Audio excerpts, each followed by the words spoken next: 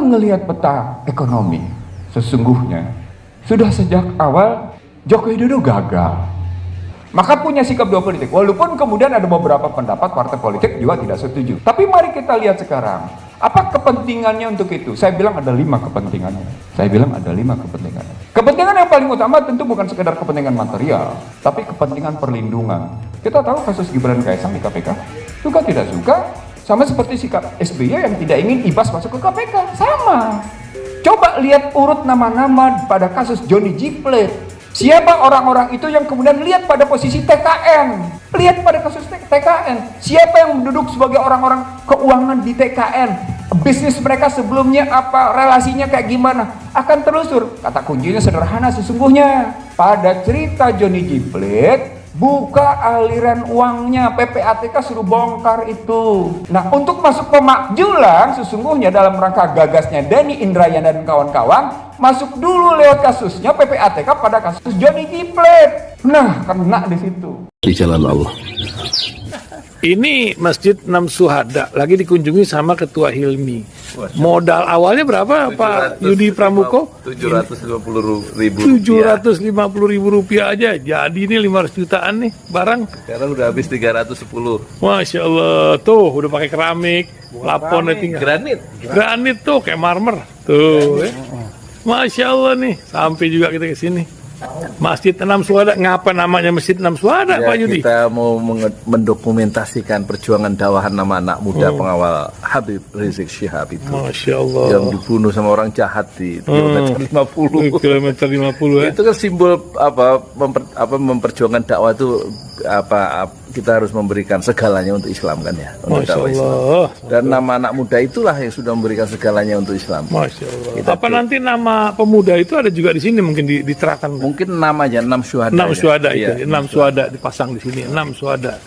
Bip Ali, apa yang dikomentarin dari ini semua, Bip Ali? Masya Allah, luar biasa. Dari uang 700.000, kalau pengen ternyata bisa.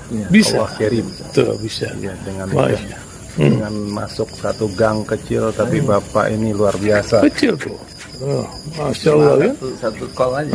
Masya Allah. Perjuangan Pak Yudi Pramuko, YouTuber sejagat paling tua. Tertua di semesta. Tertua di semesta. Masya Allah. Tukang donat. Tukang donat. Tukang donat dari Paru. Ini saya laporkan dari lapangan ini, langsung dari Masjid 6 Syuhada. Masya Allah. Dan ini dia. Dalam lihat ah. Tuh lihat tuh masjidnya, tuh imamnya situ tuh. Malam-malam lagi kita. Masya Allah. Masih kurang nih. Atapnya katanya transfer aja. Sahabat semua, kalau melihat peta ekonomi, sesungguhnya sudah sejak awal Joko Widodo gagal. Ingat nggak kampanye 2014 yang berteriak-teriak $1 sampai dengan 10.000 siapa? Media apa saja? Muncul kekaguman orang pada ekonom-ekonom dari universitas bergengsi di Jawa Tengah sana, di Jogja sana. $1, 10.000 dibenarkan oleh 2 media besar habis-habisan. Saya bilang Anda mimpi. Pada saat Joko Widodo dilantik menjadi Presiden RI 20 Oktober 2014, $1 sama dengan 12.401 rupiah. Saya bilang nggak bakal mungkin lebih rendah dari 12.000. Maka saya tuding namanya Alma, saya nggak usah sebut karena menjadi fitnah kubur. Orang yang sudah meninggal salah satunya. Saya bilang nggak mungkin bisa tercapai. Anda adalah ekonom yang menyesatkan, saya bilang dalam sebuah talk show live, gitu ya.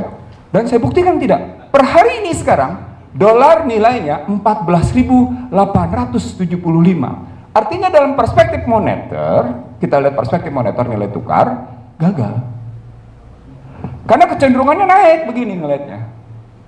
Terus walaupun naiknya dalam bahasa undang-undang tentang Bank Sentral, tentang Bank Indonesia, tugas BI adalah mencapai nilai tukar yang stabil pada harga yang wajar. Kalau terus-menerus dengan naik begitu harganya stabil tapi nggak wajar dong. Satu, dampak dari posisi nilai tukar kayak gini dia terkena pada inflasi dan suku bunga. Pada inflasi dan suku bunga, kelihatan perbankan tidak terlampau berpihak kepada publik, hanya berpihak kepada namanya konglomerat. Muncullah kritik dari yang namanya BCA tentang kebijakan suku bunga. Jauh sebelumnya. Dikritik juga sama pihak lain gitu. Begitu juga soal inflasi. Oke, soal moneter selesai. Kita pindahkan sekarang ke fiskal. Dari nilai tukar, dia berpengaruh ke persoalan pendapatan dan ke persoalan belanja. Di persoalan pendapatan per hari ini gitu ya, berdasarkan resmi, saya cuma menghitung berangka-angka yang resmi saja. Dari perpajakan dapat 17-18 triliun, 1.718 triliun. Dari bea cukai dapat 303 triliun. Jadi total pendapatan pajak adalah sekitar 2.000 triliun. Ditambah dengan PNBP dan lain-lain naik dia, tetapi tetap dengan kekurangan sebesar 598 triliun. Atau dibutuhkan pembiayaan 598 triliun itu sama dengan defisit sebesar 2,84% terhadap PDB. Apa indikatornya? Indikatornya adalah belanja yang sementara ini dikuatkan itu tetap tidak menghasilkan perbaikan. Indikator pertama adalah Gini rasio yang tetap 3,84. 3,81, 3,82 sampai 3,84. Gini rasio menyatakan sebuah ketimpangan. Kalau dikembalikan pada sejak awal Joko Widodo berkuasa sampai dengan posisi hari ini, maka prestasi Joko Widodo menurunkan Gini rasio adalah 0,02 sampai dengan 0,03. Jadi bergeraknya cuma di situ, 0,2. Nggak jauh-jauh aja dia pakai posisi begitu. Dan itu kelihatan pada angka kemiskinan. Nah, begitu masuk angka kemiskinan lebih sadis lagi. Karena mereka bilang kemiskinan sekarang 9,57%. Tetapi andai kata 1,9 dolarnya itu diikuti titah Bank Dunia yang menyatakan perlunya angka kenaikan itu menjadi 3,2 dolar, maka angka kemiskinan disebut orang sebagai 40%. Saya menghitung bukan 40%. Kalau pakai hitung-hitungan BPS gitu ya, dia bergerak antara 27 sampai 40. Logikanya begitu. Itu berarti berhubungan dengan pengangguran. Siapa yang nganggur? Yang nganggur sarjana. Apa poinnya berarti? Itu berarti belanja negara tidak efektif. Ketemu deh. Pantes kalau begitu tax ratio susah sekali naik karena belanjanya tidak efektif. Sekarang pertanyaan, kenapa sampai saya uraikan kayak gini? Karena saya ingin mencari satu pembenaran atau kemudian satu pembantahan terhadap cawe-cawe, terhadap preemptive policy dengan pendekatan ekonomi politik. Kalau kita pakai pendekatan ekonomi politik, maka kalimat cawe-cawe itu sebagai preemptive policy. Saya ulang, sebagai preemptive policy, bukan cuma sekedar ikut membantu. No, ini preemptive policy, apalagi dia sebagai kepala pemerintahan. Maka bisa dibenarkan nggak? Secara hukum nggak bisa, secara ekonomi bisa nggak? Nggak bisa juga tuh. Berarti apa yang disampaikan pada saat dia bilang bulan 6 lagi, bulan 10 lagi, gitu. Nggak ada, bohong semua. Logikanya sederhana.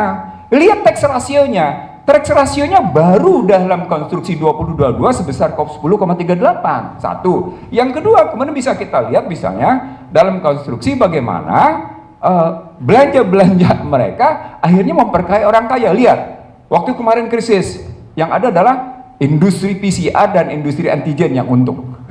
Bukan siapa-siapa. Nah, artinya logika cawe-cawe itu, logika terlibatan untuk yang namanya jujur dan adil dalam rangka tadi pakai istilah itu, dalam rangka demi negara dan demi pembangunan, sesungguhnya nggak bisa didapat pembenaran. Jadi deminya itu kan argumentasinya, demi negara dan demi melanjutkan pembangunan, itu kan argumentasinya nggak terpenuhi gitu. Itu dari aspek itu. Sekarang kita lihat lebih lanjut, Bapak Ibu sekalian. Kalau kita ngelihat konstruksinya begitu, secara hukum politik begini, secara ekonomi seperti yang saya sebut sekarang, apa yang bisa kita dapat dari posisi sekarang?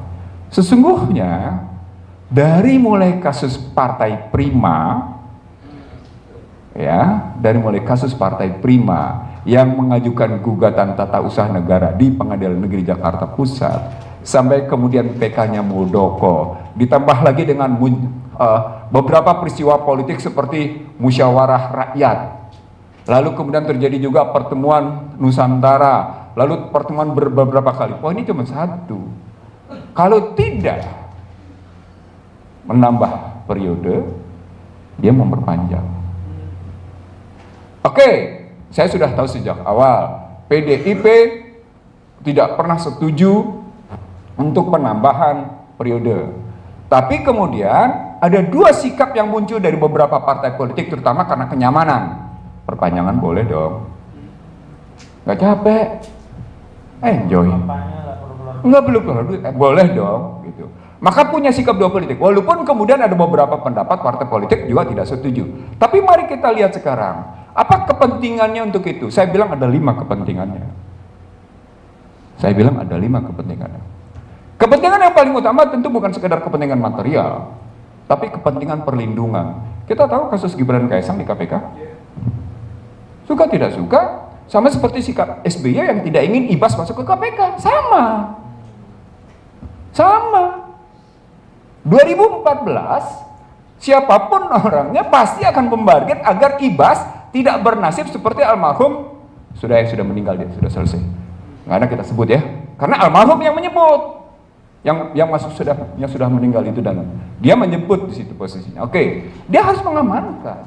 Yang kedua, Ahok harus juga diamankan, karena Ahok yang menyatakan tegas-tegas, kalau bukan karena pengembang Joko Widodo tidak bisa jadi presiden. Harus diamanin. Kalau pengamaninnya namanya Ahok, itu kan berarti ada kepentingan pengamanan para konglomerat. Sekarang pertanyaan, konglomerat itu sedang berbisnis apa? Bagaimana sekarang posisinya? Sudah return belum? Nah, ketika sedang return, itu masuk kasus Johnny G. Plate. Coba lihat urut nama-nama pada kasus Johnny G. Plate. Siapa orang-orang itu yang kemudian lihat pada posisi TKN? Lihat pada kasus TKN, siapa yang duduk sebagai orang-orang keuangan di TKN, bisnis mereka sebelumnya apa, relasinya kayak gimana, akan telusur. Kata kuncinya sederhana sesungguhnya. Pada cerita Johnny G. Plate, buka aliran uangnya, PPATK suruh bongkar itu. Nah, untuk masuk pemakjulan sesungguhnya dalam rangka gagasnya Denny Indrayana dan kawan-kawan, masuk dulu lewat kasusnya PPATK pada kasus Johnny G. Plate. Nah, kena di situ. Itu melihatnya. Dua ya alasan itu. Jadi alasan Gibran, alasan Ahok, dan kemudian alasan Johnny G. Plate. Yang paling penting adalah kasus kereta api cepat dan kasus IKN. Bapak Ibu sekalian, pada kasus kereta api cepat yang Anda harus tahu adalah pada Juli 2022, tepatnya 25 Juli 2022 di Beijing, sudah muncul kesepakatan bahwa yang namanya pemerintah Indonesia akan memberikan jaminan APBN. Jadi cost overrun atau ngebangkaknya biaya yang diminta yang terjadi itu menggambarkan beberapa hal. Saya tidak ingin menyatakan soal macam-macam di belakang soal saham kereta api cepat ya.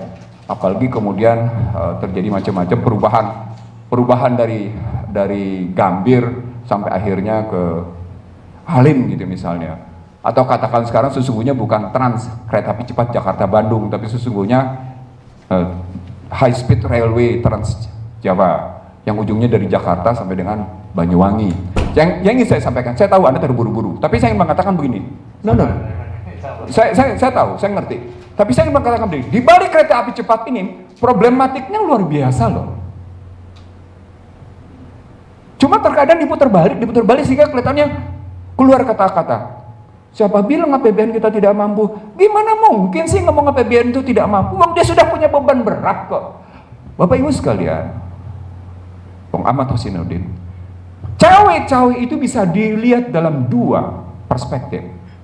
Perspektif pertama apa yang disebut dengan discretionary policy.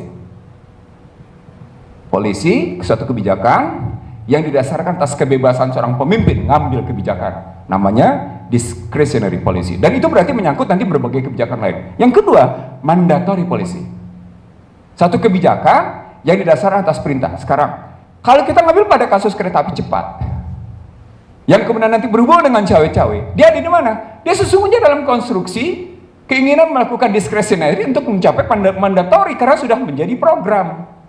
Ketemu problematik ruwet. Gimana ruwetnya? Karena sesungguhnya di belakang kereta api cepat Jakarta Cepat itu turnkey yang kemudian malah keluar jaminan. Di sini kebanyakan teman-teman tidak melihat urut-urutan masalah yang sesungguhnya kereta api cepat itu bermasalah dari segi pembiayaan. Satu. Sama dengan IKN. Ditambah lagi IKN sebelum kemarin soal pasir, Muncul sejumlah konglomerat atas undangan Duta Besar Indonesia untuk Singapura, membawa konglomerasinya ke IKN, konglomerasi Singapura. Kalau kita melihat ini, maka cawe-cawe sebagai preemptive policy sesungguhnya bukan variabel tunggal. Bukan variabel tunggal jadinya. Nah, ketika masuk variabel tunggal, tinggal kita lihat siapa yang bersih dari, saya tanya sama teman-teman semua di sini, siapa partai siapa yang bersih dari keterlibatan ini semua? Ada nggak? Kalau Anda sudah bilang nggak ada, berarti harapan untuk pemakzulan sesungguhnya hampir-hampir tidak ada. Dan berarti apa yang disampaikan oleh Lim Bian Ki, nggak usah pakai namanya Yusuf Wanandi, karena memang namanya aslinya ya Lim Bian Ki. Apa yang disampaikan oleh Yusuf Wanandi atau alias Lim Bian Ki, pada hakikatnya akan terjadi begitu. Apalagi kita tahu bahwa, maaf ya, beberapa tokoh utama di balik Lim Bian Ki adalah orang-orang penting di East West Center. Di East West Center. East West Center adalah sebuah lembaga think tank NGO di bawah binaan Kementerian Luar Negeri Amerika yang mencoba mempengaruhi beberapa tokoh untuk melanjutkan kebijakan-kebijakan Amerika. Jadi kita tahu nih pertarungan ini apa. Disitulah ketemu saya. Ini jangan-jangan sikap Denny Indrayana ketemu dengan di sini nih akan larinya begini. Nah, cuma tinggal kita pilih apakah dua pasangannya ini, pasangan Ganjar dengan Prabowo, atau kemudian saya nih mandangnya Prabowo dengan Anies. Ngelihatnya begitu gitu. Saya kira begitu pengantar diskusi. Saya setuju melanjutin karena masih banyak data yang belum saya kemukakan berkaitan dengan prestasi-prestasi ekonomi di level mikro. Terima kasih. Assalamualaikum warahmatullahi wabarakatuh.